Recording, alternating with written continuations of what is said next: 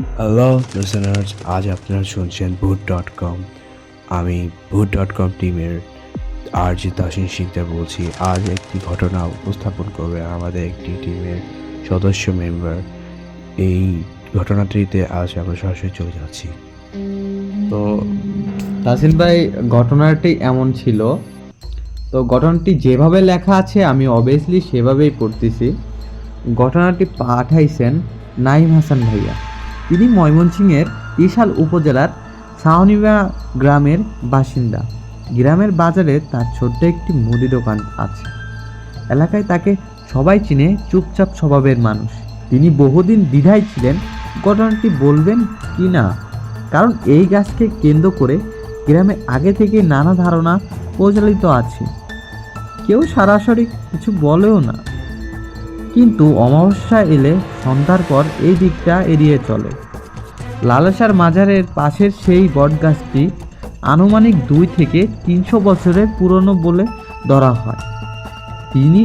3 থেকে 4 কাঠা জায়গা জুড়ে তার বিদ্যার মূল কাণ্ড এবং এত মোটা যে 4 জন প্রাপ্তবয়স্ক মানুষ হাত ধরে দাঁড়ালেও পুরোটা ঘেরা যায় না। অসংখ্য ঝুড়ি মাটিতে নেমে আলাদা কাণ্ড হয়ে গেছে। ভিতরে ঢুকলে মনে হয় যেন প্রাকৃতিক দল দিয়ে ঘেরা একটি অন্ধকার ঘর। দিনের রোদেও ভিতরে এসে মরে যায়। 2009 সালের ঘটনা। কার্তিক মাস, টানা কয়েক সপ্তাহ ধরে নাইমের ছোট বোন অসুস্থ ছিল। জ্বর, দুঃস্বপ্ন, মাঝরাতে চিৎকার করে ওঠা। চিকিৎসা করলেও কোনো কিছু হচ্ছিল না, কিন্তু পুরোপুরি ভালো ছিল না। গ্রামের এক বৃদ্ধ তাকে বলেছিলেন মানত করলে কারো কিন্তু অমাবস্যা রাত বেছে নিও না। কেন বলছিল সেটা স্পষ্ট করেনি, কিন্তু কাকতালীয়ভাবে যেদিন তিনি যাওয়ার সিদ্ধান্ত নেন সেদিনই ছিল অমাবস্যা। রাত প্রায় 11:30। আকাশের চাঁদ নেই, বাতাসের কুয়াশার অভ্যাস। বিদ্যুৎ তখন গ্রামে ছিল না। হাতে ছোট টর্চ আর ধূপ নিয়ে তিনি একাই বের হন। পরিবারকে বলেননি, কারণ তিনি নিজেও জানতেন অমাবস্যা রাতে এই গাছের ভিতরে যাওয়া নিয়ে গ্রামে অদৃশ্য এক নিষেধাজ্ঞা আছে। মাজারের পৌঁছে ধূপ জ্বালাতে ধোঁয়া সরাসরি উপরে না ওঠে, বাঁক নিয়ে বটগাছের ভিতরে অন্ধকারের দিকে ঢুকে যেতে থাকে। আশেপাশে বাতাস ছিল না। ধোঁয়ার এমন দিক পরিবর্তন স্বাভাবিক লাগেনি। তিনি নিজেকে বুঝালেন গাছের ভিতরে হয়তো হালকা ঝুর্নি বাতাস আছে। নামাজ পড়ে দোয়া শেষ করার পর যখন তিনি দাঁড়ালেন, তখন হঠাৎ বুঝতে পারলেন চারপাশে শব্দ নেই। একেবারে নেই ঝিকি পোকার ডাক বন্ধ, দূরের রাস্তার শব্দ নেই। এমনই পাশের বাড়ির কুকুর যেগুলো প্রায় ডাকে তারাও চুপ।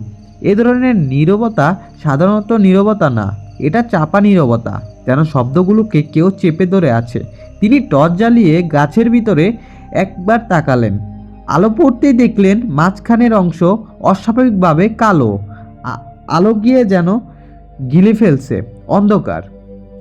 ঝুড়িগুলো স্থির, কিন্তু তার চোখের কোণ দিয়ে মনে হলো ডান পাশের কয়েকটা ঝুড়ি খুব ধীরে একসাথে সরল, যেন কেউ ভিতর দিয়ে হাঁটলো। তিনি স্পষ্ট করে বললেন, কেউ আছেন? কিন্তু কোনো উত্তরই পেলেন না। কিন্তু কয়েক সেকেন্ড পর তার পেছন দিক থেকে তার নিজের নাম ধরে ডাকা হলো, নাইম। গলার স্বরটা ছিল তার বাবার মতো হুবহু, অথচ তার বাবা তখন বাড়িতে ঘুমিয়ে থাকার কথা। তার বুকের ভিতরটা শক্ত হয়ে গেল। তিনি ঘুরে তাকালেন, পেছনে ফাঁকা। আবার সামনে তাকাতেই গাছের ভিতর থেকে শুকনো পাতার ওপর চাপা শব্দ, একটা, দুইটা, তিনটা, যেন তাকে ঘিরে বৃত্ত বানিয়ে হাঁটা হচ্ছে। তার টর্চ হঠাৎ টিম টিম করে নিভে গেল। সম্পূর্ণ অন্ধকার ছিল সেই সময়টা। ঠিক তখনই তিনি অনুভব করেন তার ডান কাঁধে ঠান্ডা কিছু স্পর্শ করলো। মানুষের হাতের চুপচাপ, কিন্তু আঙুলগুলো অস্বাভাবিক লম, এবং চাপটা ধীরে ধীরে বাড়তে লাগলো। তার মনে হচ্ছিল ঘাড় ভেঙে যাবে। তিনি হাত দিয়ে সরাতে গিয়েই বুঝলেন কিছুই ধরতে পারছেন না। চাপ আছে, কিন্তু দৃশ্যমান কিছুই নেই। তার চোখ অন্ধকারে মানিয়ে নিতে না নিতেই গাছের মাঝখানে দুটো ক্ষীণ জ্বলন্ত বিদ্যুৎ দেখা গেল। নিচু নয়, মানুষের বুকের সমান উচ্চতার স্থির। দক্ষিণ সেই চোখ দুটো ধীরে ধীরে এগোতে লাগলো। তার চারপাশে ঝুড়িগুলো হঠাৎ এমনইভাবে কাঁপতে শুরু করলো যেন ভিতরে ঝড় উঠছে।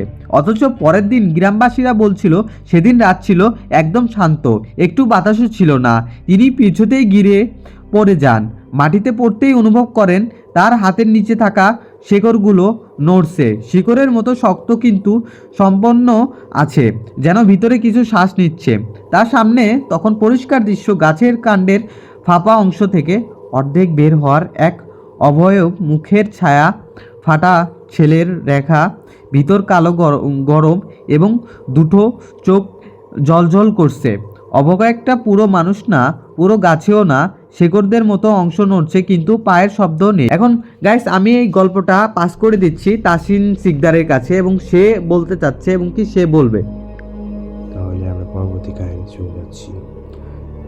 একটা কর্কশ শুকনো গলার শব্দ এলো।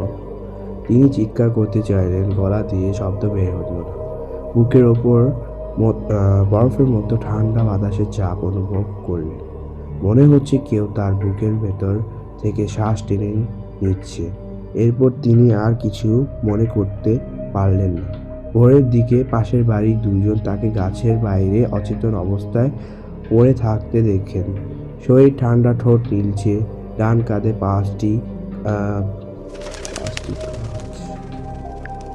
কাঁধে পাঁচটি কালচে দাগ, স্পষ্ট আঙ্গুলের মতো কিন্তু স্বাভাবিক মানুষের আঙ্গুলের চেয়ে লম্বা ও সরু। অদ্ভুত বিষয়, সেদিন থেকেই তার বোনের জ্বর কমতে শুরু করে। কয়েক সপ্তাহের মধ্যে পুরোপুরি সুস্থ হয়ে যায়, কিন্তু নাই নিজে বদলে যায়। রাত হলেই তার মনে হয় দোকান বন্ধ করার পর বাজারের দিক থেকে কেউ তাকে অনুসরণ করেছে।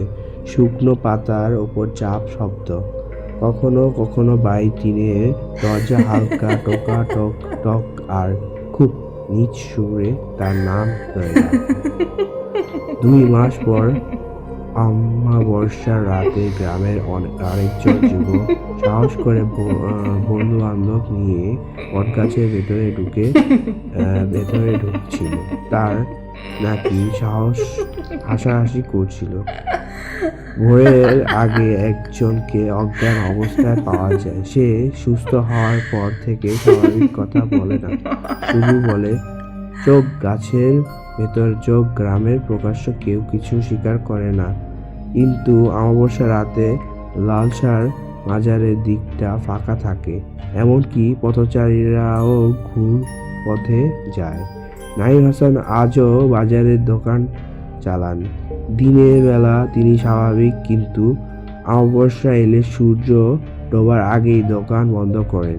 তার ডান কাঁধের দাগগুলো এখন হালকা হয়ে কিন্তু পুরোপুরি মিলে যায়নি।